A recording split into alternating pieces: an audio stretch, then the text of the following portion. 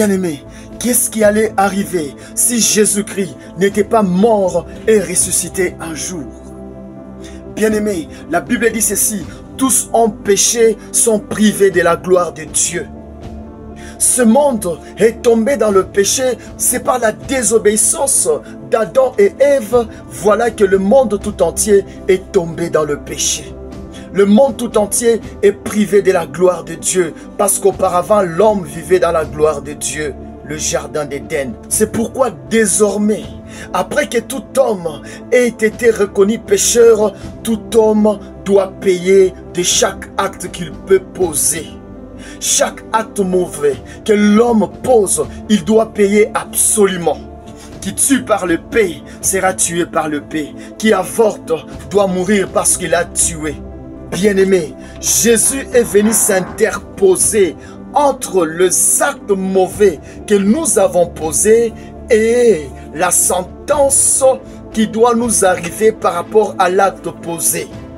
Si Jésus n'était pas mort et ressuscité, nous devrions payer de chaque acte mauvais que nous avons posé dans ce monde. Bien-aimé, voilà, Barabbas, il a eu à tuer un homme et Barabbas était condamné à être tué. Jésus-Christ est venu s'interposer entre l'acte que Barabbas avait causé et sa condamnation. Et la condamnation de Barabbas était tombée sur Jésus. La Bible dit ceci: Barabbas fut libéré et Jésus-Christ fut amené à la croix. Bien-aimé, qu'est-ce qui allait arriver si Jésus-Christ n'était pas mort?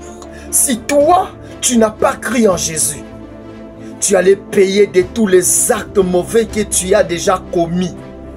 C'est parce que tu as cru en Jésus que tout acte mauvais que tu as commis, aucune sentence ne va tomber sur toi.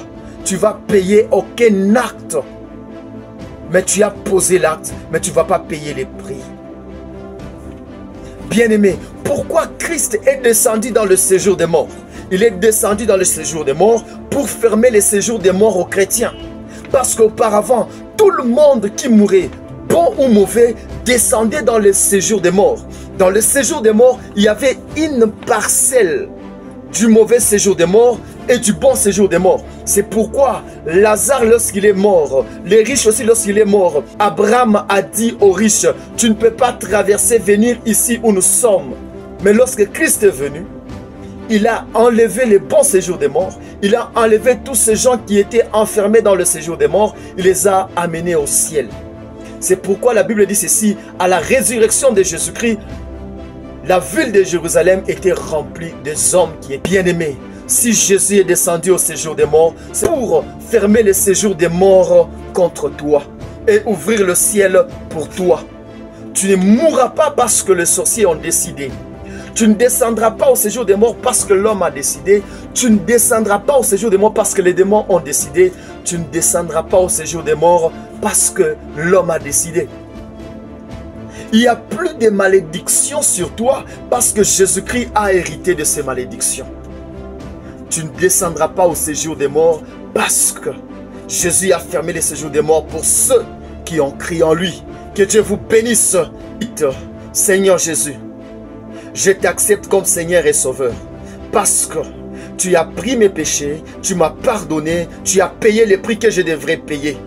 Et aujourd'hui, je suis né de nouveau.